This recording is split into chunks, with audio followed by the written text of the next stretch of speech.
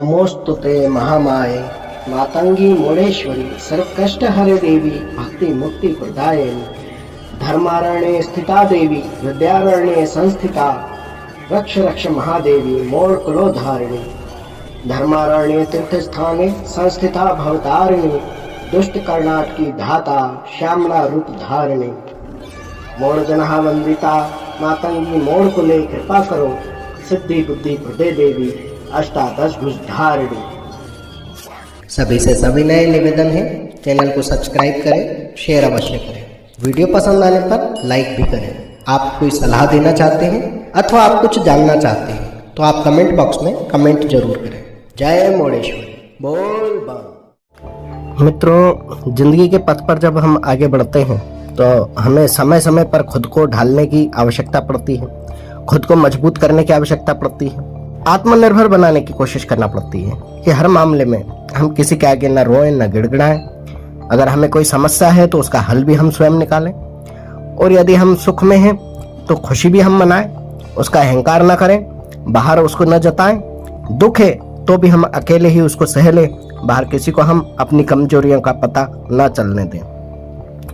ये सब समस्याएं, कठिनाइयां हमारे जीवन में एक परीक्षाओं के नाम पर हम इनको भुगतते हैं और हम कहते हैं कि ईश्वर की दी हुई ये सभी परीक्षाएं हैं। देखिए, होता ये है कि जब साधना के मार्ग में व्यक्ति आगे चलता है तो किसी अन्य व्यक्ति की परीक्षा हो या ना हो, आप जिसकी साधना करते हैं वे तथा उनके गण आपकी परीक्षा अवश्य लेते हैं। उसका कारण ये है कि वे देखना चाहते हैं कि जो व्यक्ति दिन रात उनकी साधना आराधना कर रहा है, क्या वह व्यक्ति वास्तव में उनका पल्ला पकड़े हुए है, वो व्यक्ति क्या वास्तव में उन पर भरोसा कर रहा है। जब उन्हें लगता है कि आपकी स्थिति डावाडोल हो सकती है, तब वे आपकी कड़ी परीक्षा लेना प्रारंभ कर देते हैं। इसी क्रम में उच्च देवता जो भी होते हैं वे तोल मोल कर ही अपनी सिद्धियां किसी भी भगत को प्रदान करते हैं, क्योंकि वे जानते हैं कि उनकी ऊर्जा का अंश मात्र भी किसी गलत हाथों में जाने के कारण समाज के लिए बहुत ही कष्टदायी, कष्टप्रद हो सकता है। क्योंकि अति उच्च शक्तियों की ऊर्जा को हर कोई बांध नहीं सकता, नियंत्रित कर नहीं सकता। यदि गलत हाथों में चली गई तब एक विस्फोट के समान यह होगा, उसको कोई नियंत्रित कर नहीं पाएगा। ठीक उसी प्रकार उस सभी चीजों को देखने के लिए, समझने के लिए और आप सही हैं या गलत उसको परखने के लिए वे समस्त शक्तियां, सभी उच्च शक्तियां आपकी निरंतर परीक्षा करती हैं। पूर्व जन्मों के कर्म, इस जन्म के कर्म, हो सकता है भूतकाल में आपने कोई ऐसे कर्म किए हो जिसकी वजह से आपके हृदय परिवर्तन का पुनः से अंदेशा हो, या आपके मन में वो चीजें पलट पलट करके आती हों, या आपके विचार बदलते रहते हों। आपके विचारों में स्थिरता नहीं होने के कारण भी आपकी परीक्षाएं बढ़ जाती हैं। आपके विचारों में स्थिरता नहीं होने के कारण भी आपकी परीक्षाएं बढ़ जाती हैं और आपको उन परीक्षाओं में खरा उतरने के लिए बहुत अधिक प्रयास करने होते हैं। आप चाहे देवी दुर्गा की आराधना करें, भगवान शिव की आराधना करें, आप चाहे भगवान गणेश की आराधना करें, सूर्य की आराधना करें, विष्णु की आराधना करें, किसी भी हाल में आपको कठिन परीक्षाओं के दौर से गुजरना होता है। परीक्षाओं का क्रम उस प्रकार से होता है जिस प्रकार से आपके देवता का चरित्र चित्रण होता है। वे किस स्वभाव के हैं, वे उग्र हैं या सौम्य हैं, आपने उन्हें किस रूप में निमंत्रित किया है, आप उनकी आराधना किस रूप में कर रहे हैं, आपके हृदय में उनकी छवि किस प्रकार की, क्या आप शिव को भोलेनाथ के रूप में देख रहे हैं या उनको महाभैरव के रूप में देख रहे हैं, आप देवी को दुर्गा के रूप में देख रहे हैं, आप देवी को क्या सौम्य प्रसन्न चित्त रूप में देख रहे हैं अथवा देवी को महाकाली स्वरूप में देख रहे हैं। आप किस रूप की आराधना कर रहे हैं, किन शक्तियों का आप आह्वान कर रहे हैं, ये सभी उसके ऊपर निर्भर करता है। वे परीक्षाएं भी उसी कोटि की होती हैं, उसी प्रकार की होती हैं।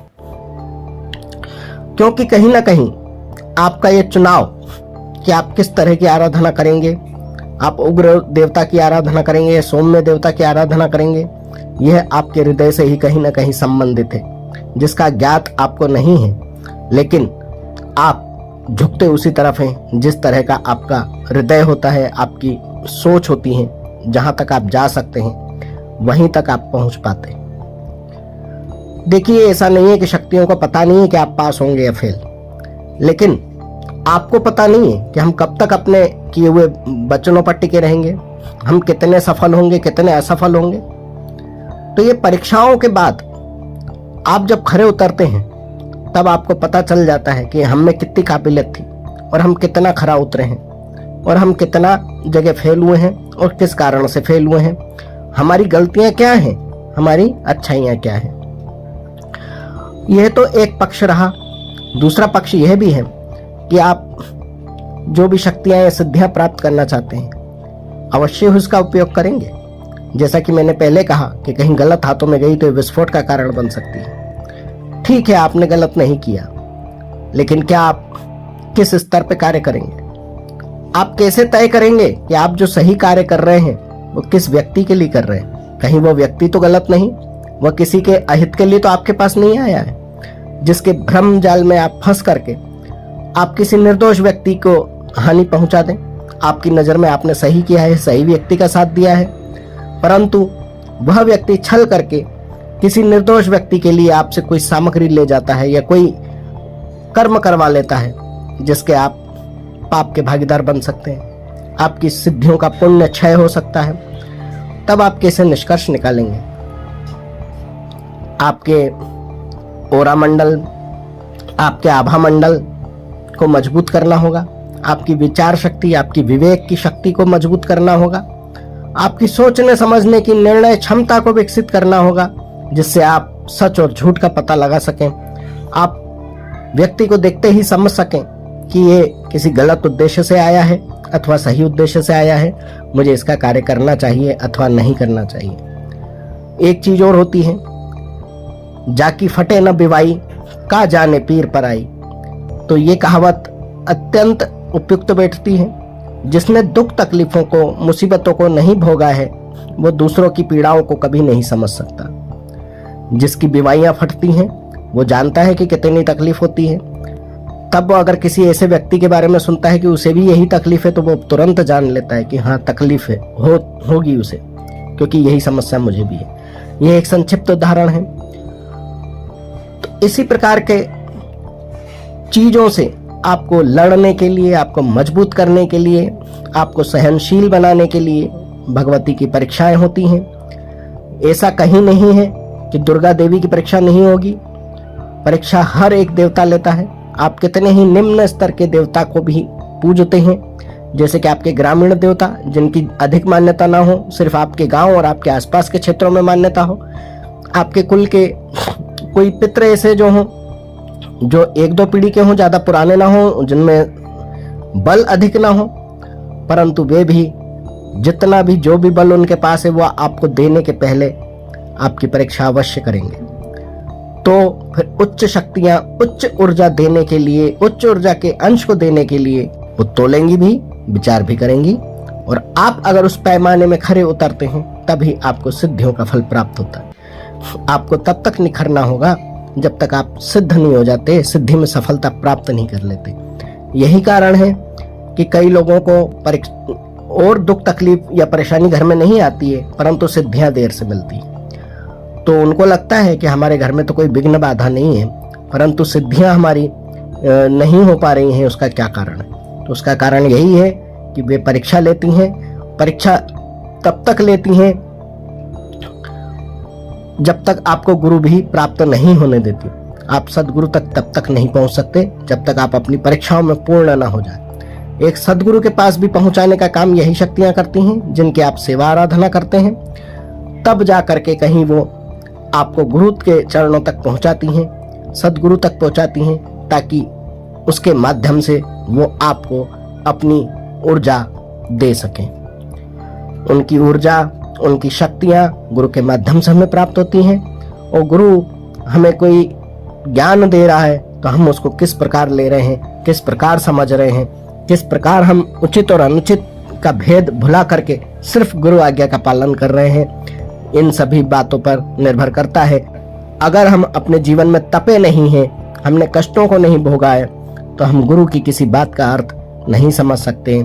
हम अपनी शक्तियों को पाने की जो लालसा या प्रवृत्ति है, या हमारी जो इच्छा है, जो हमारा निष्ठा है कि हमें ये प्राप्त करना ही है, हम उसके लिए जब लगन से जी जान से जुट जाते हैं, तब हम गुरु के अपशब्द, गुरु द्वारा कहे गए कड़वे बोल सभी हमको मीठे प्रतीत होते हैं, और हम सहजता से उन सभी बीते हुए कर्मों को, जो हमारे साथ हमने दुख भोगे हैं, संताप भोगे हैं, उनको याद करते हैं, तो हमको पता चलता है कि वो सब हमने किस लिए भोगा है और वो हमें अब प्राप्त करना है।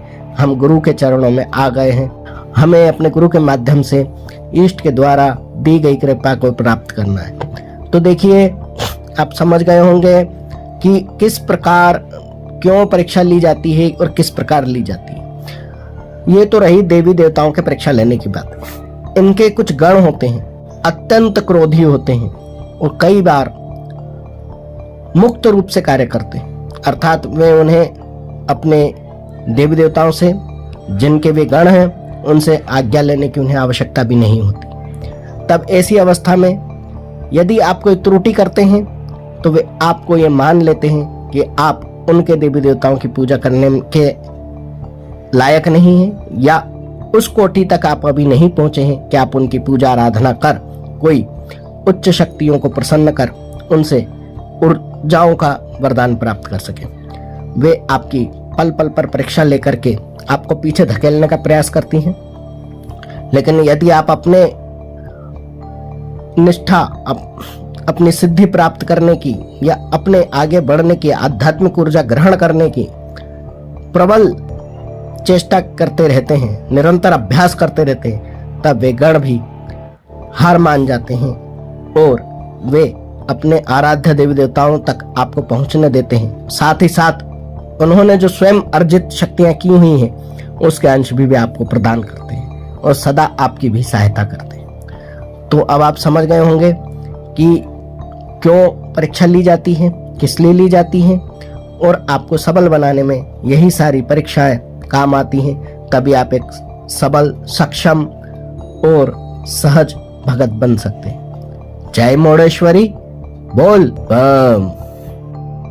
ओम मणिक्यमिणामक्लाल्यन्तीं मदालशां मंजुलवाग्विलासां महेन्द्रनीलं द्योतिकोमलांगी मतं कन्या मनसा स्मरामि।